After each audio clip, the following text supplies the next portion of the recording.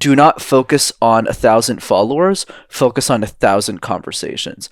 Let me tell you exactly the reason why I knew my channel would one day hit 100,000 subscribers on YouTube, and it has nothing to do with the algorithm. Because if you try and rely on the algorithm, you'll never win. Literally, my rationale was if I did 10,000 podcasts and nobody else was listening besides the host, at least I would have 10,000 new friends who would share my YouTube videos with 3 to 5 people, and I would 30 to 50,000 subscribers. Welcome to the ClearBrand Academy podcast, where we take the mystery out of marketing and help you get more leads and sales with a clear brand and proven marketing tactics. I'm your host, Josh Ramsey, and today on the show we have Brendan Kumarasamy. He is the founder of Master Talk, and he coaches ambitious executives and entrepreneurs to become top 1% communicators in their industry. He also has a popular YouTube channel called Master Talk with the goal of providing free access to communication tools for everyone in the world. Welcome to the show, Brendan. Great to have you. Josh, the pleasure is absolutely mine. Thanks for having me.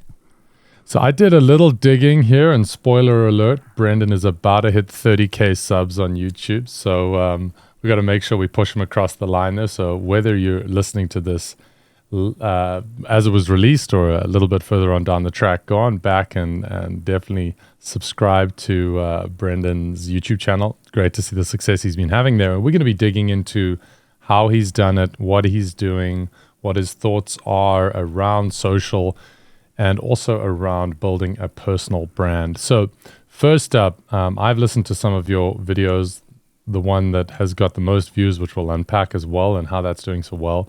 How did you get into what you're doing now, Brendan? For sure, Josh. So it all started when I was in business school. I had zero intention of being an entrepreneur. I wanted to be an executive at a company because I saw that as my guaranteed way out of poverty because my parents were factory workers. So I studied accounting, which is literally the opposite of what I do today. But what I was studying in business school, I started competing in case competitions.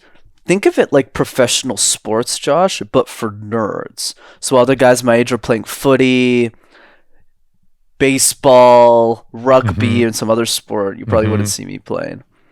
I did presentations competitively, and that's how I learned how to speak. But then as I got older, what happened, Josh, was I started coaching a lot of the students, mostly for free back then, even though you can get paid to do this.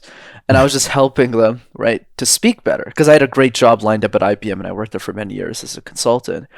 But then what happened was I accidentally got really good at teaching people how to communicate ideas.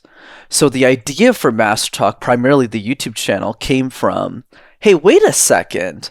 Everything that I'm sharing with them isn't really available for free on the internet. So I just started making videos, Josh, and a few years later it just turned to something I never could have imagined. Yeah, man, that's awesome. I was checking out your Instagram, and it was just a couple posts ago that you put your 25K wow face up, and here you are on the door of 30 and beyond, man. It's great. So we at ClearBrand, we really dig into evidence-based marketing. So if there's a data and a case study, social is the one space, well, it's one of the spaces that there isn't some really clear data on what works, how it works, but also what it gives you. You know, what kind of reach, what kind of following results in what kind of sales. There's a lot of mystery in this social space. So the question I want to start off for you is, what problem does this rapidly growing social media following, what does it solve for you? Great question, Josh. So let's start from the bare bones, because my intention with Master Talk at the beginning, of course, it's turned to a business later in my career, but at the beginning, it was mostly just helping other people. So I think your audience will appreciate this an analytical breakdown that I actually don't talk that much about on shows, which is why did I strategically choose YouTube as the platform versus Instagram and TikTok? I only started taking seriously probably 6 months ago. Yeah. LinkedIn, I've been doing really well because I get a lot of clients from it because a lot of my clients are execs. But why did I start with YouTube? And the answer is really simple. Out of all of the social platforms, YouTube is the only one that I believe appreciates in value over time. So let's think about this from an incentive perspective because the world is run on incentives, right, Josh? So when we think about who owns these social platforms, so we take Facebook, Meta, I guess, Hmm. Facebook, Instagram, these companies are owned by Meta. And Meta gets an incentive for taking all of the organic reach from the social platforms and to monetize it because the creator doesn't make any money or a very small percentage of the Yep. ad revenue. Versus with YouTube, Google actually gives you half of the revenue. So Google is always incentivized to push up your videos Yeah. as long as you become popular over time. So, anyways, I think the point that I'm trying to drive here is the reason I chose YouTube to begin with was because I knew that if I created on this platform for 10 years, that's where I would get the most value for bucks. And that's what's played out as a thesis 4 years later. So that's why I chose Yeah. YouTube. And then when you talk about value, does that mean sales on, I believe you have a training course, you've got an online course. Is that the kind of the main call to action there? And so you're seeing sales come through that reach that you're getting on YouTube? You got it, but you would be surprised how little sales I do get, Josh, from YouTube. I think Okay. for me personally, which is surprising given my current sub count, I would say the biggest value of YouTube as a business owner is that it's the best business card in the world, in my Yeah. opinion. It's best for Yeah. credibility. So let me give you an Yeah. example of how we close clients through the YouTube channel because it's not, yes, sure, we do have a funnel that leads to a free training and then we close clients like that in the back end. Mm-hmm. Absolutely. That's totally true. But that's probably 10 or 20% from YouTube. So I'll explain where the real 80 is. That's why I encourage every business owner to have a YouTube channel, even if it's not perfect. I'll Yeah. give you an example here. Let's say somebody reaches out to me on LinkedIn and three other communication coaches. Hey, I'm interested in your services. What the other three Yeah. coaches are going to do, Josh, is they're going to immediately say, hey, let's book a call. And they're going to try and close them on the first call, on the first date. That's not what I do. So what we do is we ask them what's your biggest challenge right now, and they might say how to run meetings. So I'll send them my YouTube video on how to run Yeah. meetings, and I have a 10 times more credibility than the other three, and I'll always win that deal. So that's the biggest Yeah. value for YouTube for us. Yeah, that's fantastic. You're building out this catalog. And okay, so we've gone straight into the weeds and detail of YouTube. So let's spend a bit more time here. I know that you've got a wonderful framework that anyone interested in putting together a presentation will really benefit from. So I'm going to put a pin in that, and I definitely want to come back to it. If I don't remember, then you gotta. So let's do a little bit more digging into the YouTube channel. So you've building a catalog of, are you doing, is there a process you go through? You're doing keyword research of what's doing well? Are you looking at, how do you, here's the question. Let me stop bumbling and ask you a question. How do you choose which video to put up next? For sure, Josh. Happy to comment on that. So one thing I will emphasize here is my strategy is very different than most YouTubers on the platform. Because for me, the game is, I call it the 520 rule, which is simply this. If you post one high quality piece of content on YouTube that's long form, that's thorough, that gets people results, and there's no pitch, once a week for 10 years, you will win on YouTube. There's no doubt. It's just most Hmm. people can't play for 10 years. So for me, Yeah. at the baseline, the framework we approached YouTube with is what are the 520 videos I should be creating. So that's why a lot of people, when they talk about social, they go, "This is hot. This is what's ticking. Follow the Yeah. trends." We don't Yeah. do that. Yeah. Yeah. Because Yeah. for us, the number one metric of success is consistency. No one will play for as long as me. Like just to give you an idea of how crazy we are, and I could talk about why that is as well, Josh. We're currently 18 months ahead of our production schedule on YouTube. So I'm currently producing 2024 right now, but this recording is happening in December of 2022. So I don't really Yeah. pay that much attention to trends. I pay more attention to who is the communication coach in my niche who will play the longest, and it's going to be me. Yeah, that's great, man. I think it's so we're massive fans of Good to Great, Jim Collins. We base a lot of we've actually our framework is called the Clear Brand Marketing Flywheel. So it's based on the flywheel effect that he talks about a lot. Consistent action, cumulative results. So we're speaking the same language here. That's great. Okay, so you mentioned frequency. So I think this is an interesting one. One, you've got a 5-to-1 sort of one long form, no pitch, just pure content, pure education, pure value. and you're doing great there. Your 3 daily public speaking exercises videos, over 400,000 views. So, that's doing some great work for you. And is that an example of that, just high quality content? And then what are you filling the rest of that posting schedule with? Could you break that down for us? What is the frequency, length, anything that you think we should know? For sure, Josh. So one thing I'll say about that video, because that's a great example of what Gary Vee talks about, which is you just have a systematic content flow and you get lucky a couple of times in your life. Yeah. That was one of the videos I got lucky. I took a YouTube course and I was able to SEO, but 95% of the videos I've SEO'd on YouTube have gotten me nowhere. It's just that one time that I did it, because I was super early with that video. Nobody had titled the video on YouTube called 3 Daily Public Speaking Exercises. And I didn't know ahead of time that was the one that was going to blow up. It just worked out for me, and it's driving a ton of growth for my channel. So I'll be honest there. In terms of the consistent framework, which is the principle, I call it QIT. So QIT just stands for questions, insights, and titles.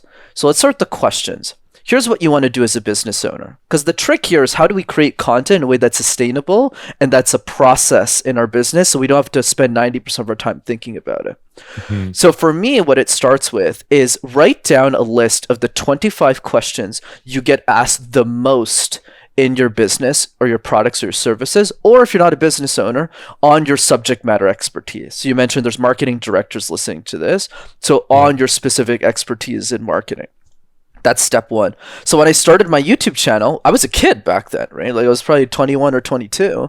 So I would just sit down with my friends locally. That's how I got my first 1,000 subscribers, actually. I won locally in Montreal with everyone around me. So that 1,000 was manual. That was not YouTube helping me. That was me just pushing it on through sheer will. So I would sit down with people around me and I would just ask them, hey, what questions do you want about speaking? And they would tell me questions like, hey, Brendan, I really struggle speaking in a second language. How do you present in a second language? Question. Yeah. That's Q. I is insights. So insights just means book 45 minutes in your calendar. This is what I do. And you ponder that one question and you try and give the perfect answer to it. So the frame that I bring is, I believe there's 2 funnels. The funnel that makes you money and the funnel that changes humanity. That's the way that I approach business and media. So for me, the video is really my mindset going into writing it, Josh, is if I died, would this video live 100 years from now? So you don't need to be perfect the first try, but it just changes your mindset around content creation. So then I spend 45 minutes writing a 1,000-word blog of what my perfect answer to this question will be. And of course, perfect is arbitrary because you'll improve. I'll rewrite the same video 5 years later. It'll be a better version of what it is today. But that's my best one today. And then T is titling the video. Let me make it really simple for what YouTube is. All you have to do is open your browser in incognito mode. And then you go on the search engine. We're lucky. YouTube owns Google. YouTube owns Google. Google owns YouTube. So it's the number 2 search engine in the world after Google itself. Yep, absolutely. So what I do is, let's say I take how to present in a second language. Naturally, the title will be how to present in a second language, so people click it. But then what I do is I just type that on YouTube in the YouTube search engine just to see what people are searching, and then I'll pick the most optimal title. Jeez. Yeah, I think so many business owners, I've been one of them as well. You just look at the big social thing and you don't know which platform to choose. You don't know how to approach it. Just this big, like, I'll do it next quarter. And I really love how you've kind of dialed in this 10-year plan, a video a week. You got 520 videos. You're really thinking long term. Okay, so we've had a great discussion about YouTube. That it's a wonderful insight that you've shared there. A lot of valuable insight. I am getting more and more curious about you and kind of this origin story and your drive, your will, your mindset. So maybe we can spend just a little bit of time there, and then I want to understand your presentation framework, and then we'll see if we want to circle back into anything more social that you think we haven't covered. So. You mentioned that you were a kid, quote unquote, when you started your YouTube channel at 2021. You did mention that was about 4 years ago or something like that. So you are around the mid-20s space. Yeah, for anyone that's listening, when I was in my mid-20s, I was not thinking 10 years in advance. I was not thinking, grit, value, which is what I'm hearing, some of what you've been speaking about. Can you tell us about, how it is that you landed up thinking like this at a relatively young age, if we give a spectrum of 100-year lifespan or something like that? Sure, Josh. I love your questions. They're fascinating. Here's the way I think about it. There's a couple of principles that I could share here, but I'll show you the most important one. We can dive in deeper if you'd like, which is simply feel the pain of your mentors.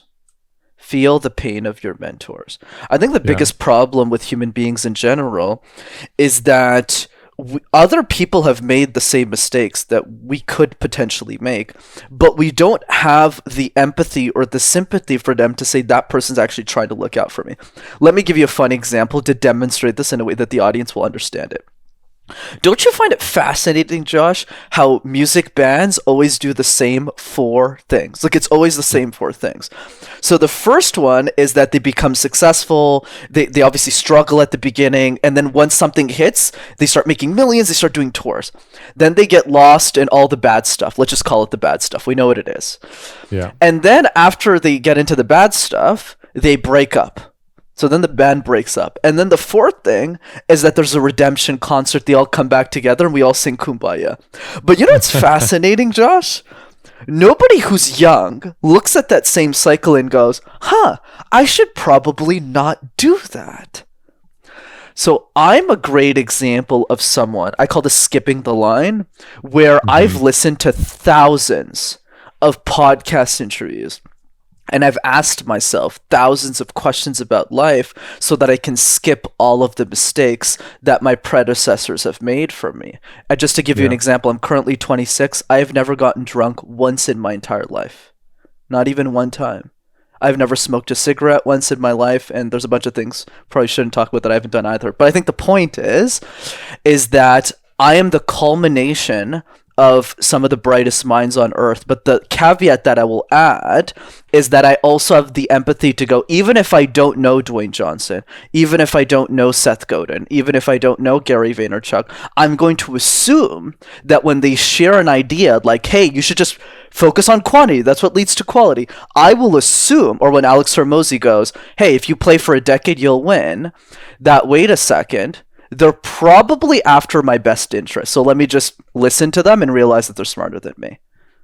Yeah, man. There's some great nuggets in there. I love that leaning into the pain of your mentors, that those mistakes that have already been made. That's fantastic. Well, thanks. Yeah, and I think it's wonderful that you've seen enough reward after the hard work. Suffering for something is a part of life. There's no way around it, and I think it's a wonderful thing where that suffering brings just enough fruit that that the action is worth the suffering. The result. Sorry, the result is worth that suffering, and I think you've got a whole bunch more coming your way. I definitely was not. I had definitely drunk by the time I was 26. I definitely had a cigarette, and there's a couple other things I'm not going to talk about that I've done at 26. Okay, great, man. I think that's fantastic. You mentioned some humble beginnings, and that's great that you're stepping out into a whole different thing in your generation. You mentioned your framework, your presentation framework. I think that's going to be a really valuable piece to unpack for us. Can you speak a little bit about that? For sure, Josh. One other thing I'll jump in with branding really quick that we didn't talk about, because I love how analytical you are, so I want to make sure this gets said, is a mindset I had going into YouTube that I feel 99.9% of creators don't have, which is do not focus on 1,000 followers, focus on 1,000 conversations. Let me tell you exactly the reason why I knew my channel would one day hit 100,000 subscribers on YouTube, and it has nothing to do with the algorithm. Because if you try and rely on the algorithm, you'll never win. Literally, my rationale was, if I did 10,000 podcasts and nobody else was listening besides the host, at least I would have 10,000 new friends who would share my YouTube videos with 3 to 5 people, and I would 30 to 50,000 subscribers. And that is literally the reason why I was successful. So I'll tell you right now, at 30K, I know I'll hit 100K now because my channel has grown to its maturity, and now it's getting 1,000 subs a month. So I know in 70 months, which is in 5 to 6 years, when I'll be 31, 32, I'll be one of the youngest communication coaches on the planet, and I already am. And I'm pretty much guaranteed 100K. So when you have that mindset and you say, no, it's not about trying to tweak the algo. It's about how do I build a personal relationship with Josh and invest an hour out of my life to do this so that we have that personal relationship so that he wants to share my videos with everyone else. Yeah. That's the game that I feel most people don't understand with content creation. Yeah, I think it's a good, again, long-term vision. Playing, I think so much of what you're speaking about, and again, we've both shared some personal caveats here, and it's something that I got later in life was just really reality, objective reality, and I think your perspective of like, if each host shares it with 3 people, that's enough, or that's going to happen. So you've got this really great base in reality. Okay, so in reality, what has been this 3-part framework that you've found to really help you win, those case presentations that you were cutting your teeth on, and potentially beyond that? So what is the framework? And let's unpack that. For sure, Josh. Happy to. So communication is like juggling 18 balls at the same time, right? One of those balls is body language. One of those balls is eye contact. One of them is smiling, vocal tone variety, storytelling, and it can get really confusing really fast. So the question I've always asked myself, since you're a systems guy, is what are the 3 easiest balls to juggle? So if we use that same system in fitness, yeah, sure, we could look at diet plans all day. We could look at calorie intakes. But if you're not walking 15 minutes a day, that's probably ball number 1. But no one has really brought that systems-like approach to communication, so allow me to be the first one. What's the first ball? The random word exercise. Pick a word like trophy case, like light bulb, like ceiling, like home, and create random presentations out of thin air. Why is this relevant to your audience? 2 reasons, Josh. 1, because it helps you deal with uncertainty. Life is filled with it. When you have small talk with somebody new at an event, when you're meeting a new prospect on a sales call, you don't know what questions are going to be asked. You know what's going to happen. So if you can deal with uncertainty up front, it becomes really easy to deal with day-to-day life. If you could talk about avocados for 30 seconds. That's 1.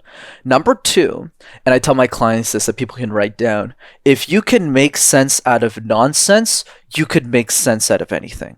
And that's really the magic of the random word exercise. Do this with your kids if you have any listening to this. Do it with people around you. Just do it a lot. That's 1. Number 2 is the question drill. We get asked questions all the time in our life, Josh. But most of us are reactive to those questions. We're not proactive. I'll give you a fun example with me. A few years ago when I started guesting on shows, I definitely wasn't this clean. I sucked. I was terrible. I remember some guy asked me, he was like, hey, Brendan, where does the fear of communication come from? And I looked at him and I said, I don't know, Johannesburg? It's like, you tell me, like Los Angeles. I don't know, man. So I was still pretty lost. Like I knew how to coach people, but I didn't know how to disseminate ideas effectively on a podcast. So what did I do? Every single day, Josh, for 5 minutes, that's it. I answered 1 question about my expertise, my products, or my services until I had an answer for everything. But if you do that 5 minutes a day for a year, just 5, you'll have answered 365 questions about your industry. You'll be unstoppable. That's 2. Number 3, nobody does this either. All you have to do is make a list of 5 to 10 people you love the most in your life, your top 10 clients, your top 10 family members. I do this with my top 50, is you make that list and you send them all a 20-second video message just saying how grateful you are to have them in your life. Hey, thanks so much for doing business with us this year. Really appreciate your trust. I hope you and your family have an amazing holiday season. Do this with your employees too. Make a list of all your employees. I don't care if it's the janitor, the VP, the SVP. Send them videos to just say, hey, it means a lot to me that you worked so hard this year. And that's worth way more than a bottle of wine any day of the week. And that's it. And I guess through the practicing of these three things, this is going to help you develop the skills that you will need to present. And I think it's important that for you listening right now, that you might, you know, if you're still with us, you're definitely interested in presentation and speaking and growing personal brand and YouTube and how to get ahead. And I think what's so important to understand is that we're always presenting. You know, we're always in a form of speaking, whether we're in a meeting, whether we're in a conversation with a spouse, whether we're, you know, pitching to a customer. All of these are communication opportunities, and that's why this can be applied anywhere. You know, I've got a background in acting and improv, and so obviously your first pillar there on just getting going. And I was actually I'm someone that likes to test the strength of something in front of me. So my word for you in 2 minutes or so of the speech that you got is foam, speaker foam. Absolutely. So Josh did not give me this word prior to this conversation, team. Here I go. No ways. It's Sunday morning. And like many business owners, I'm always on my speakerphone, whether it's my cell phone, whether it's the phone around me, because it helps me manage my day-to-day life, the chaos around me. But you know what I find so fascinating about the phone, Josh? Is just 50 years ago, not 500 years ago, but 50 years ago, if you wanted to use a phone, it definitely did not look like the one that we have today. It was either a rotary phone with a bunch of wires to it. If you wanted to do long distance, it would cost you a bunch of money. Whereas today, you don't even need a phone. You can start a Zoom call with somebody. You can talk to people. But the reason I tell you this is because we take it for granted. From the day that Steve Jobs first unveiled the iPhone in 2008 and said we got the internet, we got a phone and we got music, and it's not 3 devices, it's one, and we're calling it the iPhone. That day changed the course of humanity, but 10 years later, that same invention that we once thought was given to us by gods, we take it as granted as the silver spoon in our kitchen. So what's the takeaway, Josh? The takeaway is simple. Take some time to appreciate the phone that's in your hand right now, because I'm pretty sure it is as you're listening to this podcast, because it's stick to us like glue. And ask yourself, how can I show a little bit more gratitude, but also, how can I put it away so I can enjoy the most important moments of my life and be present? And that's the phone. That's it. Ladies and gentlemen, Brendan Kumarasamy from Master Talk, just throwing it all down live and unscripted. That was great, man. I think the proof is in the pudding. The proof is in the tasting of the pudding, maybe, and we just enjoyed that. That was great, man. So that's the result of practicing improvised speaking on a topic that is randomized. The second pillar that you spoke about was the question drill. Question drill. So taking those 5 minutes daily to think of every question that people have. And ironically, or obviously not ironically, but very intentionally, that parallels really nicely with your process of building content for YouTube, kind of thinking about those questions that people are asking you. And then finally, your third one. The video message. Absolutely. So getting used to getting in front of a camera, being authentic, sharing gratitude. I mean, I love the recent, I don't know if it's recent, but I was reading a study on gratitude just being the complete antidote to stress and anxiety. You cannot be in a state of stress and anxiety when you are grateful. And that's definitely something to keep in mind.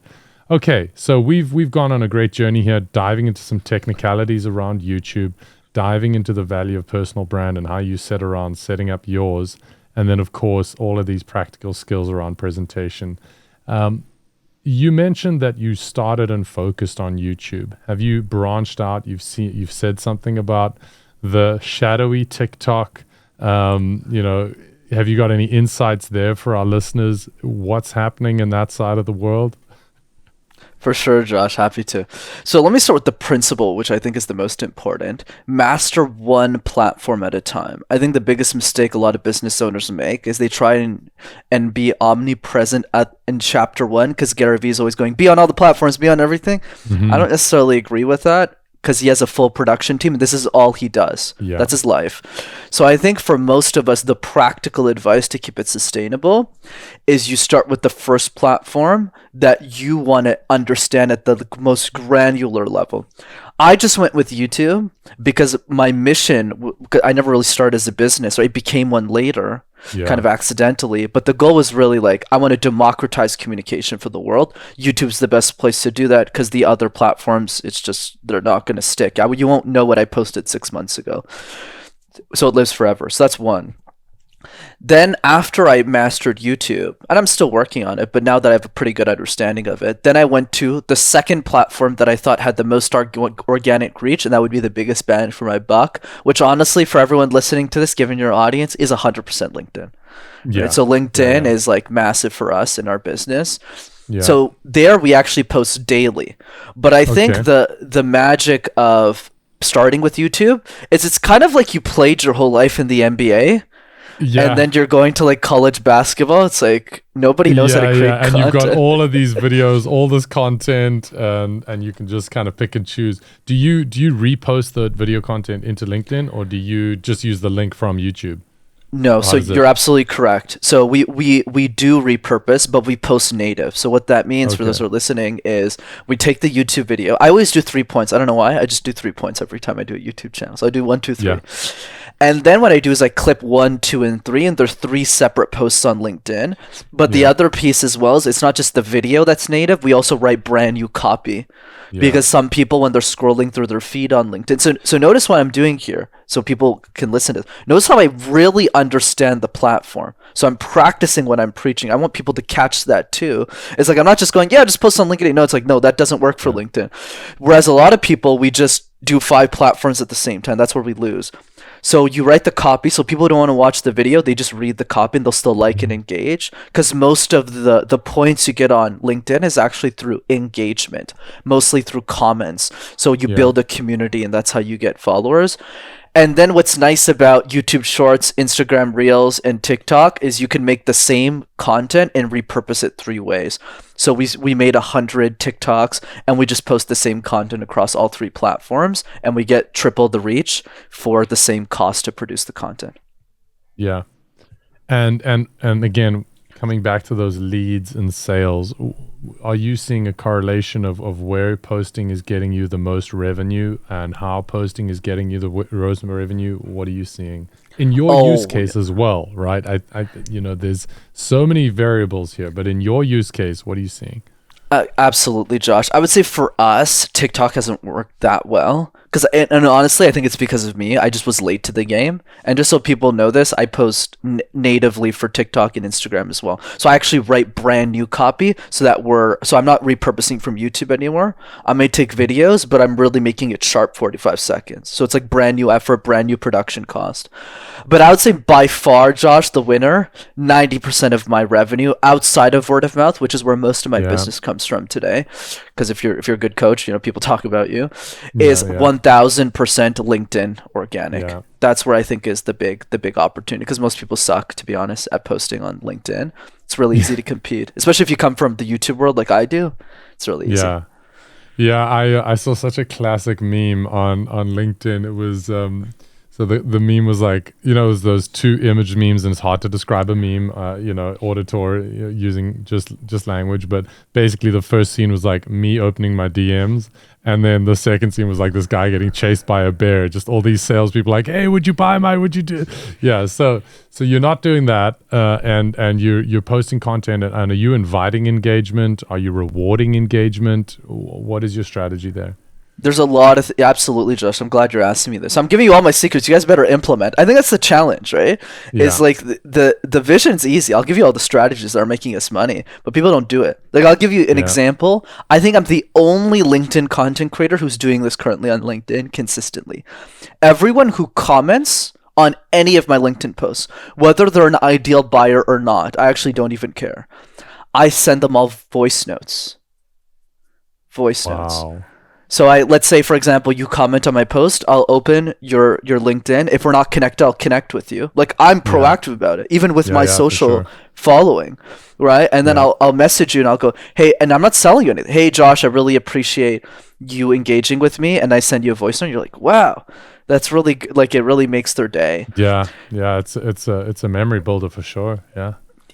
And that's why we have really, really good LinkedIn organic. For us, the reach is really coming from the 25 people who are engaging with us daily. So those people, I have a personal relationship. I know who they are. I know where they're based, even at the level I'm at right now. And that's what it takes to be successful on LinkedIn. And it definitely drives a ton of results for the business. That's fantastic, man. You've been just such a wonderful open book, and I think I'm so glad as well that you mentioned that implement. So listening now, don't go and close off this podcast and think that you have figured it out. You're not going to figure it out unless you go try these things. You come back and listen to this podcast again. You go and follow Brendan, Master Talk. If you just Google Master Talk, they should find you, right? They'll find you on YouTube and LinkedIn. If you're on TikTok, great. Bomb me a message about what that's like as well, because that's not a space I'm on. And of course, comment on this video if you're watching it on YouTube. Comment here with a question and tag Master Talk. I'm sure Brendan will be more than willing to send you a voice note with an answer. So yeah, just a wonderful, wonderful time spent, Brendan. You've been so giving with your expertise and your value. Is there anything else that you feel like we didn't touch on that you wanted to touch on? And we've kind of gone around social media, personal branding. It's been a masterclass. Anything else you want to talk about? For sure, Josh. I think what I can end with, and this is something that I've said on other podcasts, is another mistake that I got from Jason Skisick, is the reason most of us aren't consistent, whether it's with our leads, with our clients, with our social media content, is we don't imagine who we're going to be 10 years from now. So the question that Jason actually asks me to ask myself all the time is, if your 10-year older version of yourself had a chance to look at how you live today, what would they disagree with you on? So for me, when I was 22, it doesn't make sense for somebody my age to be this consistent, this thorough, this focused. And I think that's my biggest trait. That 32-year-old Brendan, who's now 36-year-old Brendan, always told me, you know what, Brendan, you don't have to follow the algorithm. If you just do one quality video every week, you do it for 10 years, you'll be the only communication coach on the planet who has 10, 12 years of experience on YouTube, and you'll only be 32. So you should probably keep posting. Whereas a lot of us, we don't listen to that person because they're always trying to talk to us. But we don't listen to that version of ourselves, and that's why we always make the mistakes that we shouldn't be making. We know the answer, we just don't listen to our intuition enough. Yeah. A great last word. Where do you want people to go? You've got so many different ways in which they can get value from you, but where's the one place that you'd like them to go first? For sure, Josh. Such a pleasure to be on the show. Thanks for having me. So 2 ways to keep in touch. The first one is definitely the YouTube channel. Just go to Master Talk in one word. You'll have access to hundreds of videos on how to communicate ideas. And the second way to keep in touch is I do a free communication workshop over Zoom that's live and interactive. So you want to see me apply these tips in a live workshop. They're free. Just go to rockstarcommunicator.com and register for the next one.